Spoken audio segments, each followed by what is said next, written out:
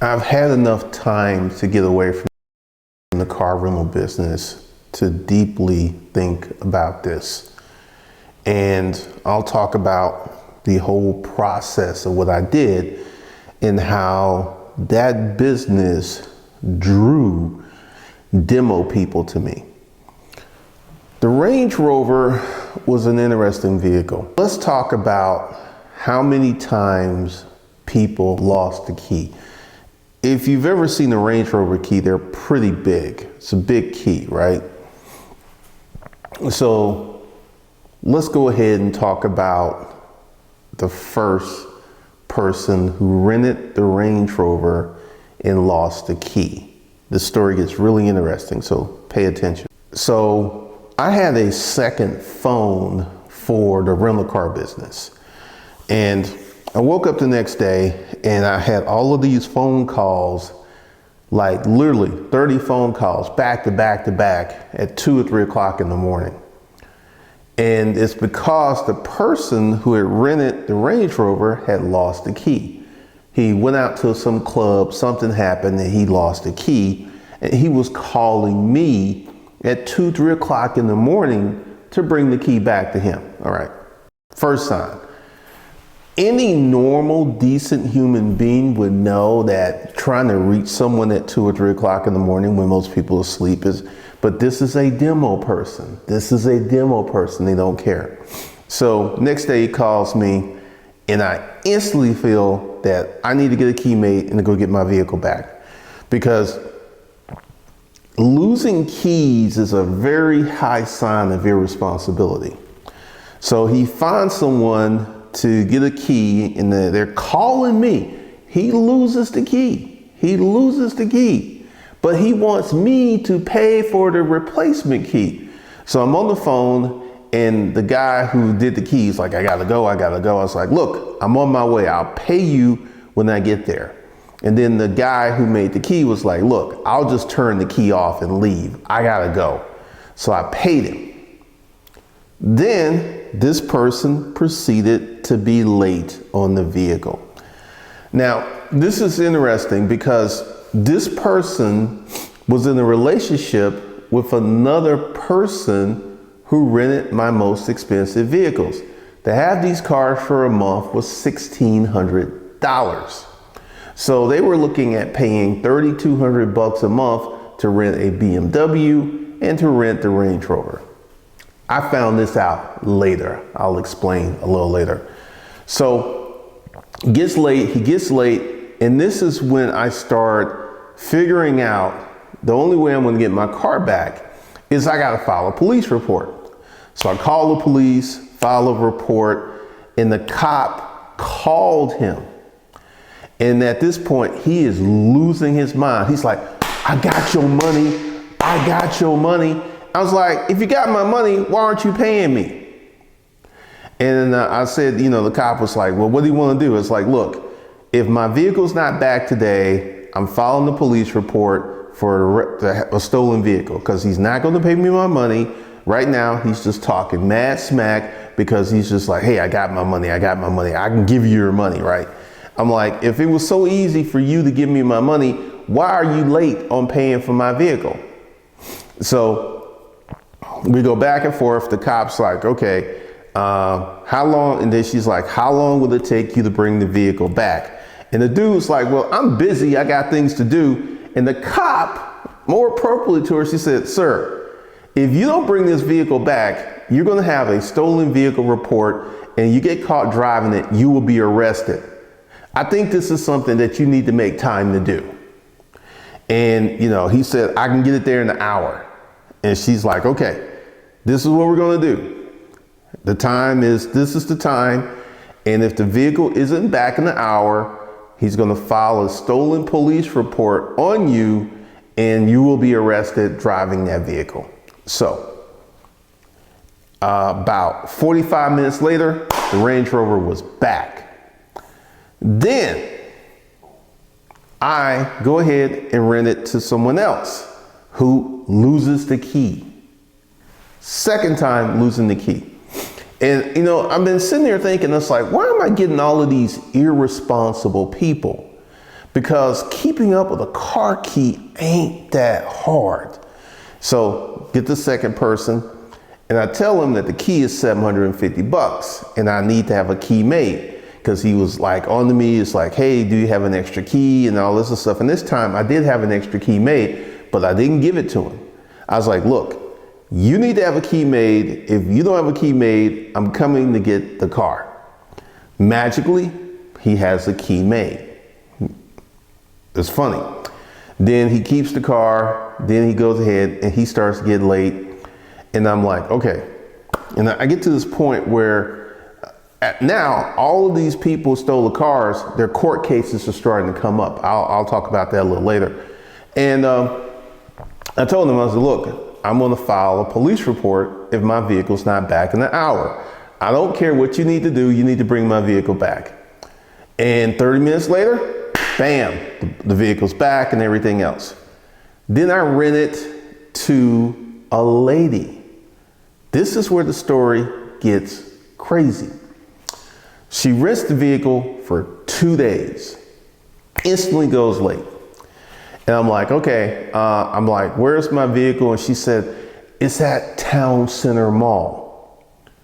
And I'm like, so I go to Town Center Mall, I can't find it. And then she's like, oh, it got towed. Why did it get towed? She never gave me a reason why I got towed. It was just story after story after story after story. And this is something I learned really key. Typically, when I file a police report, I will have my vehicle back within 24 to 48 hours because the city of Atlanta and surrounding counties are really good for tracking stolen vehicles that are reported. They will find them quick. And so she said, it was like, it got towed. And I'm like, why did it get towed? She never give me a reason, never give me a reason. So we go on and on and on, and I get on the phone and I was like, look, where's my vehicle? If I do not have my vehicle back today, I am filing a police report for a stolen vehicle. And then she says, my father's a cop. And I was like, what does your father has to do with you having my vehicle and you not paying me? What does he have to do with that? So she goes on and on and on and on. And she's like, she got very, very huffy. She got really, really hostile. And I was like, hung up, and I instantly called the police and filed a stolen police report. And this was the first car that I filed a stolen police report, and they didn't find my car. I mean, it went weeks and weeks and weeks. And then fortunately, this is something that's good that happened. The car was on the rental, because I know in the rentals until I get the car back, because this keeps the insurance in force.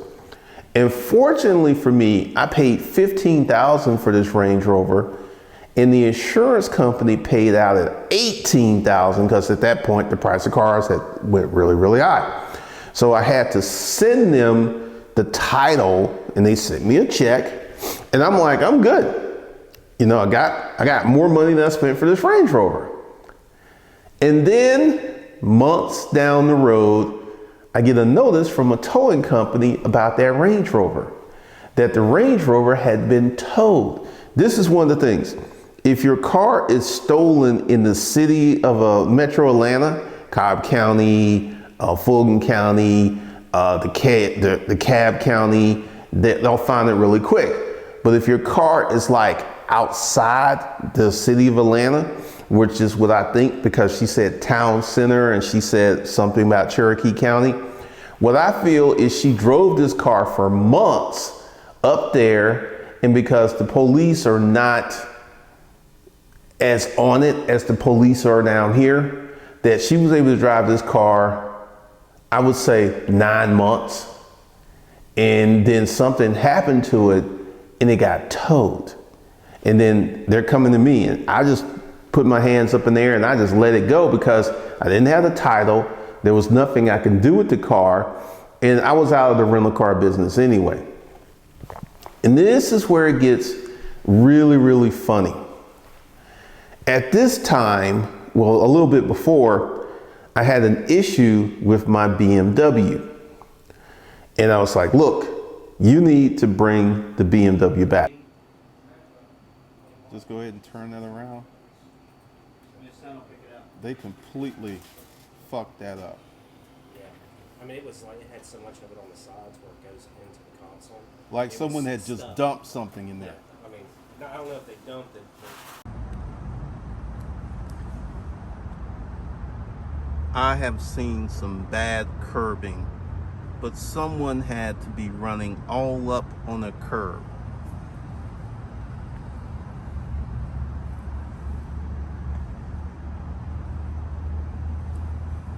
They clearly took this on a road trip. Also, let me see the miles. What the?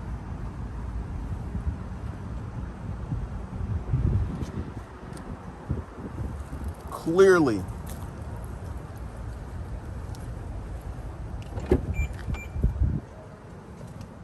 Let's see what the miles are on this thing.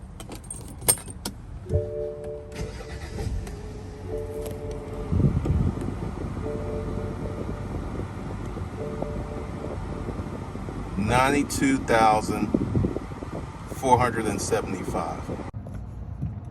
How can people live like this?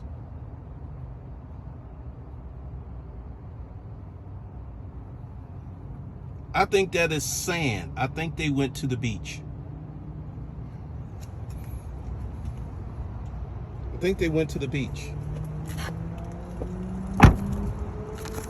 They were smoking in the car. Heavy smoking. And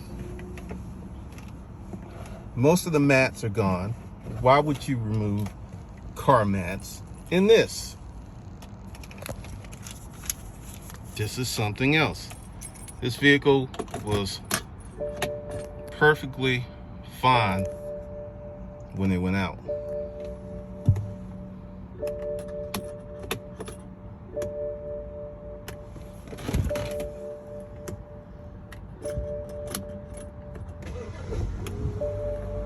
So it's due for a service, but here's another issue. This doesn't work anymore. How can you mess this up? This doesn't work anymore. This is stuck. How? Okay. This is how a renter brought the car back.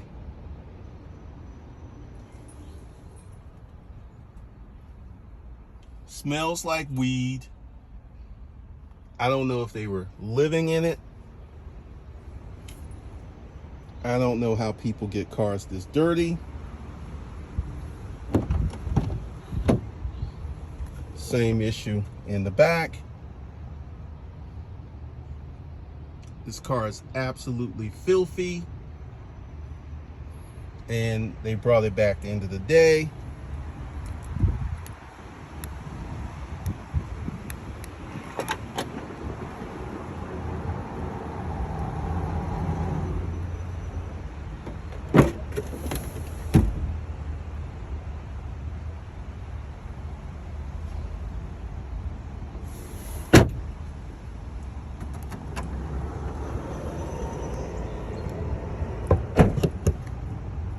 It's absolutely filthy.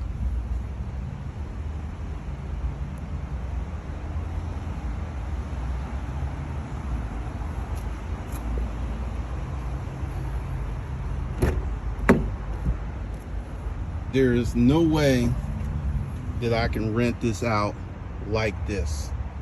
I'm gonna have to, and the car mats are gone. I don't know how people live like this, but this is crazy. And it smells like weed.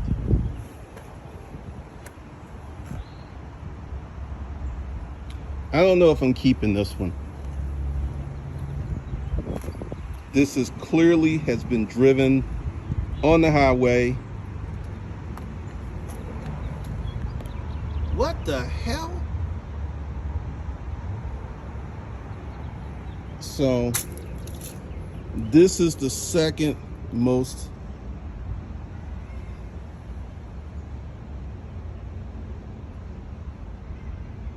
expensive vehicle that I have, and I am thinking about getting rid of it. I don't even want to get into this sucker. I'm like, how can you be this nasty?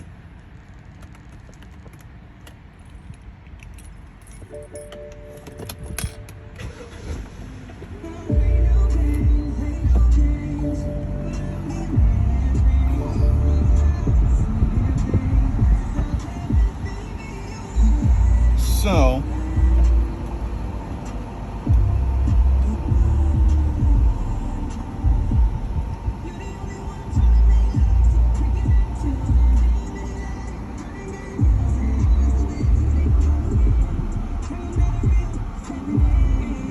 because once again, they'll have the car for a while, they will pay, then they'll stop paying. And then she's like, you treated my boyfriend roughly. And I was like, I don't even know who your boyfriend is. And then I get some information about there was a problem with the BMW, and there's a ticket from the BMW dealership, and it's the guy's name that rented the Range Rover that he took the BMW in to be serviced. And I'm like, why are two people renting cars? Because this is one of the things. If you don't know, Hire Car has filed bankruptcy. And I'm going to tell you why they filed bankruptcy. All right. You don't have enough money to buy a car. Your credit's bad. This means that you're in the bottom social economic strata, right? And you're doing gig jobs. But renting a car, like my cheapest cars were $800 and my most expensive cars were $1,600 or a little bit more per month. So let's go ahead and say you're doing Uber, maybe you're doing DoorDash, and you're renting one of my cars. Now, during the pandemic, this is something I found out. A lot of DoorDashers were making a lot of money because people didn't want to come out and they wanted their food picked up and dropped off at their house. So I had some DoorDash drivers renting my BMWs, and I'm going to really talk about that in the end. Stay tuned. And essentially, if you're a gig worker and you have a high ticket cost of business, such as renting a car, because the 800 to 1600, that's what I got. Hire Car charged more than that. So the whole population of people who need to rent cars is one that is a very fragile social economic economy, because you have this high ticket item. You know, you're paying 800 on the low end to 1600 on the high end. And I had a dude who was doing door dashing, and he was renting my gold BMW 535i. He had that car for like 5-6 months, never was late, and the car started messing up, and that's the only reason he returned it.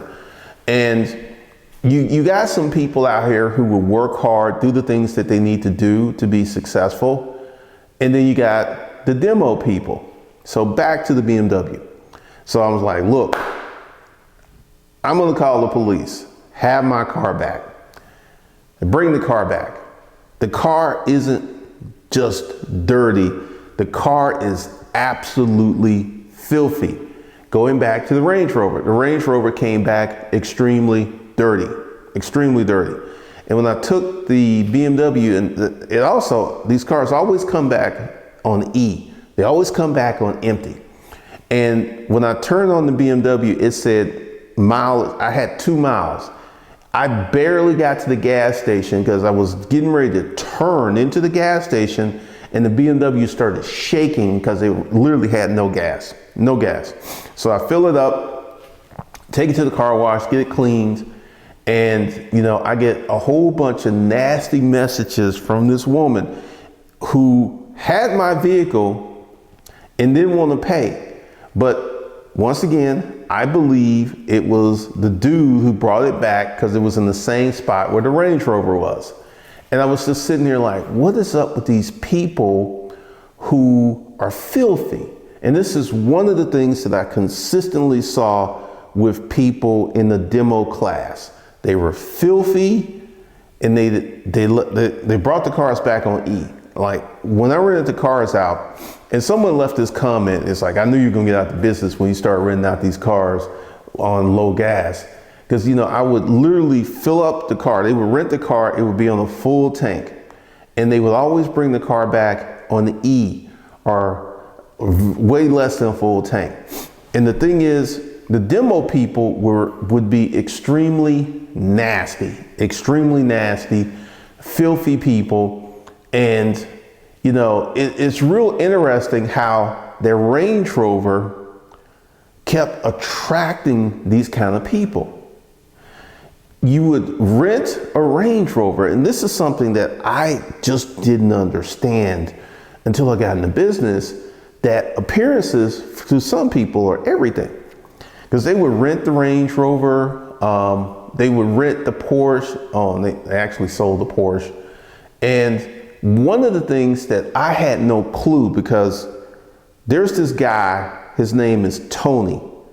Go to YouTube, put Tony and put Turo. Here's a guy who rents cars on Turo.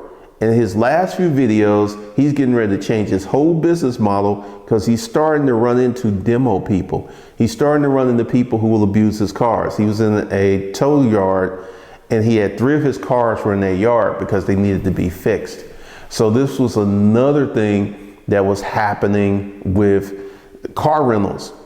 When you have people who don't have enough money to buy a car, and there's a whole legion, you got, you know, buy here, pay here people. There's a whole legion, but when you're so bad off that you cannot afford to purchase a car, that's a big sign of your economic class.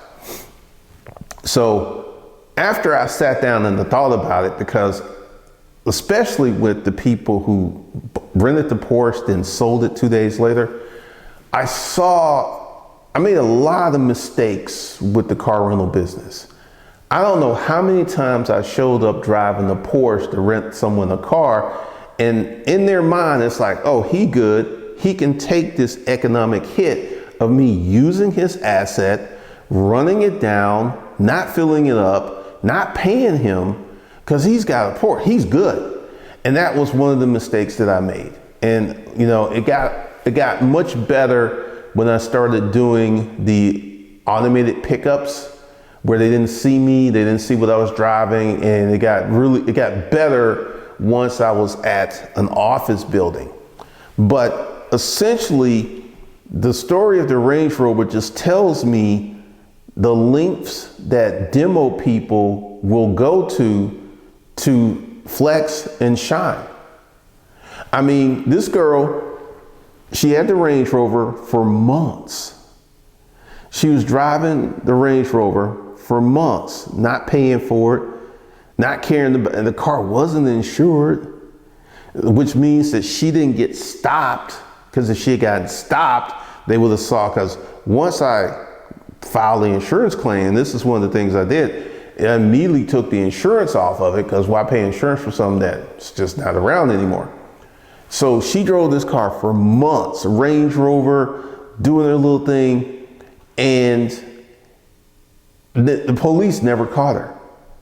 This was the first and only time that I filed a police report for a car that they didn't get the car back. She never got charged. She never got charged because she never got caught. And what I think happened is the Range Rover broke down. She couldn't drive it anymore, and she just left it on the side of the road. And that's how it got towed. And it got towed by this towing company that's way up in North Georgia. It would have taken me an hour, close to an hour and 10 minutes to get there from where I live, which means it was close to being in Tennessee.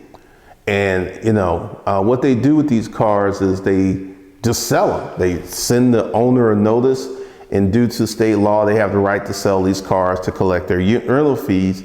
And what you can get is what's called a bonded title.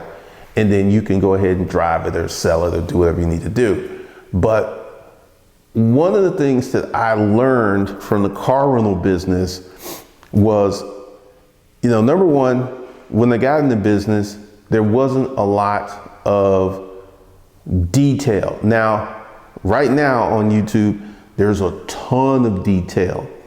And on Mad Money, I'm gonna put up those car rental videos again. That's gonna come over there.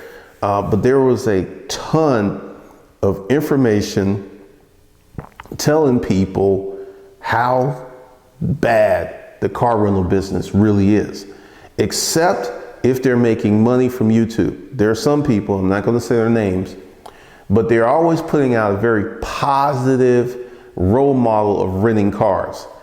And one of these people makes a lot of money from YouTube. So she's not going to start talking bad about the car rental business, because I think she's doing about $10,000 a month just from YouTube, which is $120,000 a year. That's a lot of money. She ain't gonna let that go.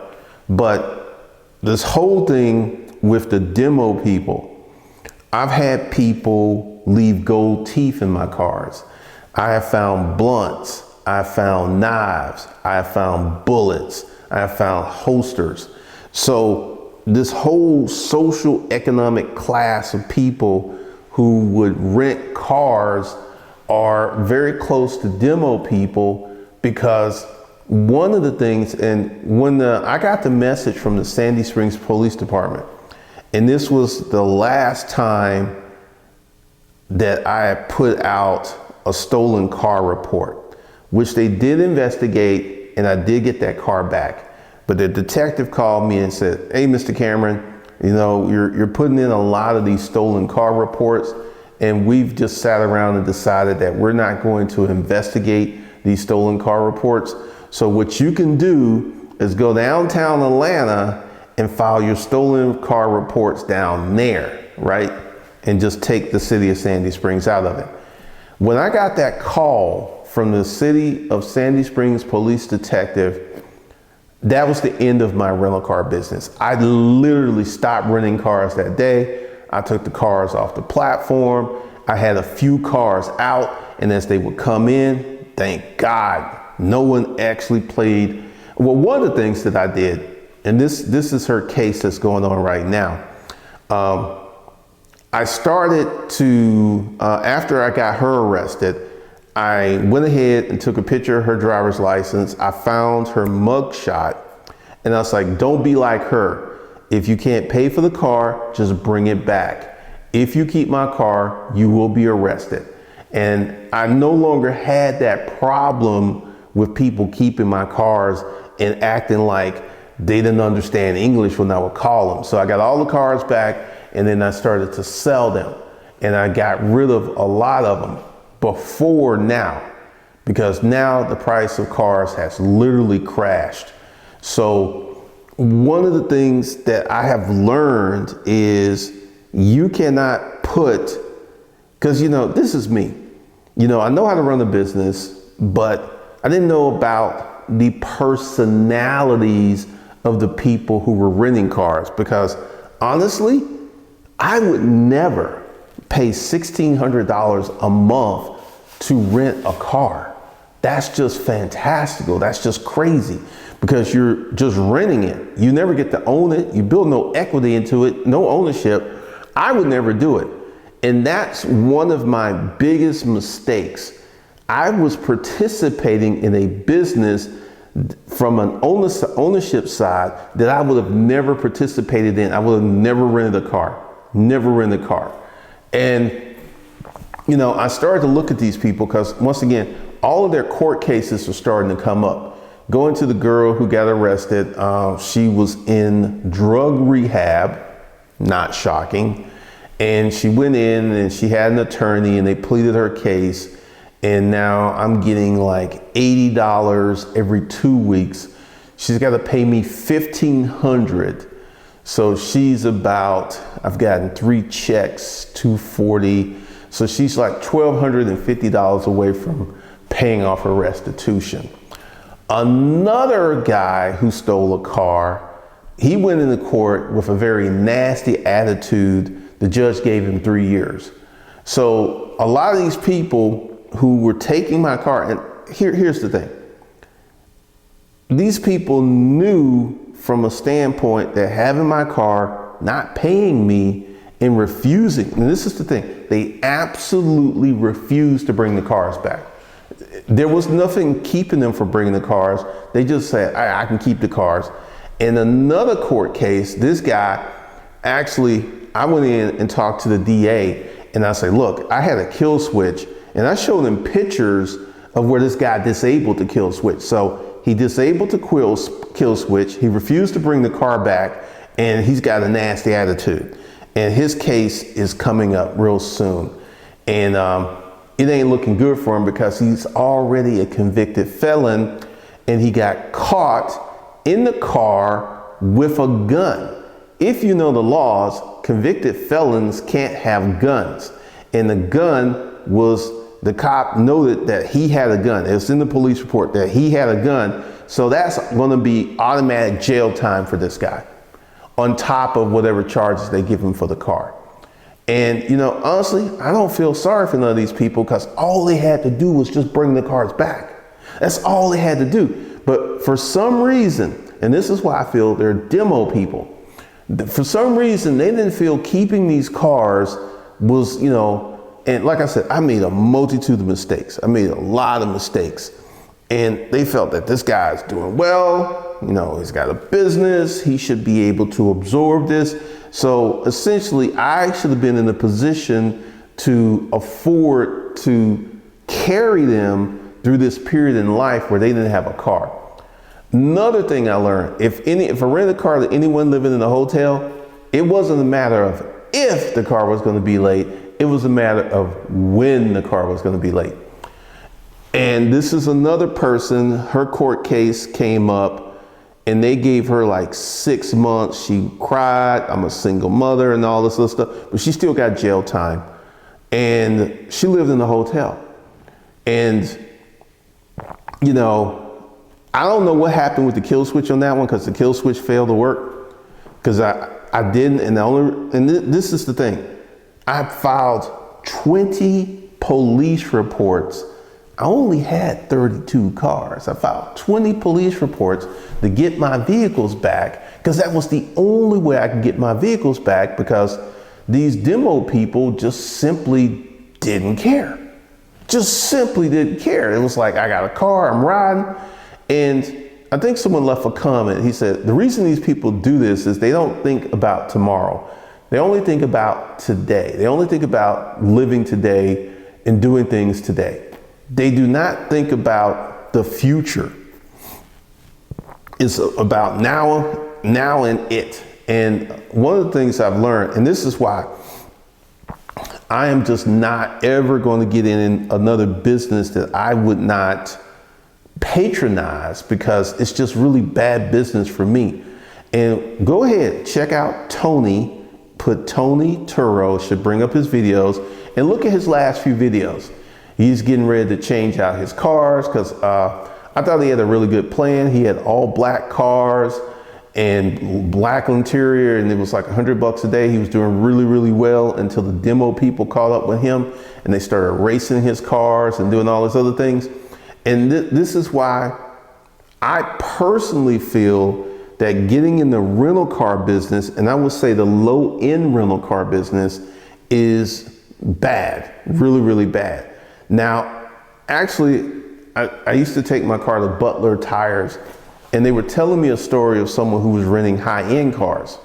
And they were saying that his cars were in the shop every week because broke people who wanted to flex in the Lambo or Ferrari would rent his cars and they didn't know how to drive it. It's like when you have a Porsche or something that's really low, you can't just drive it like a regular car. Like you see really, really rough road, you need to slow down. And these folks are not used to having anything nice, so they drive it like bandits, and it's just messed up. And they were telling me, oh, his car's in here every week for suspension work, for tire work, for busted rims.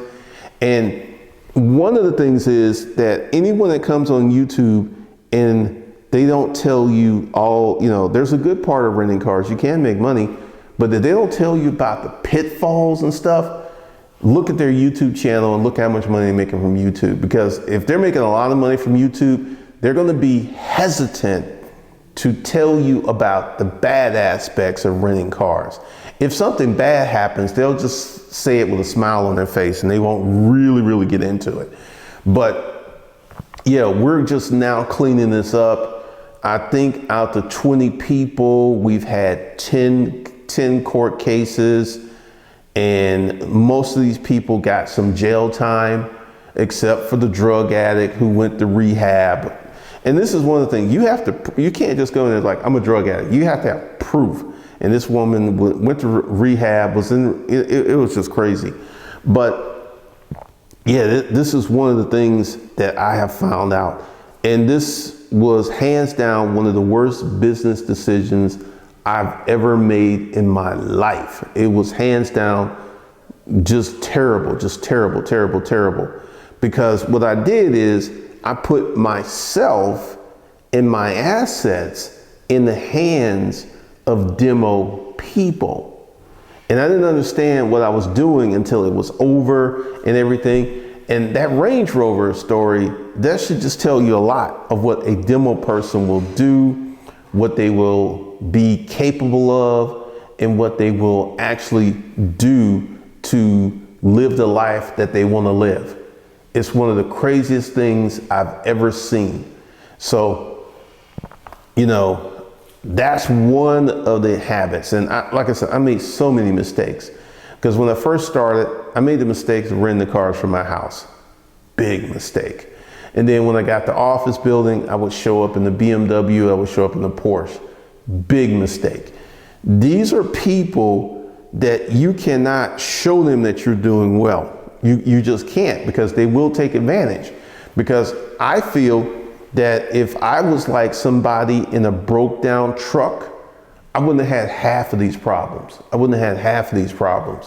And one of the things that I'm beginning to understand is people are insanely jealous. And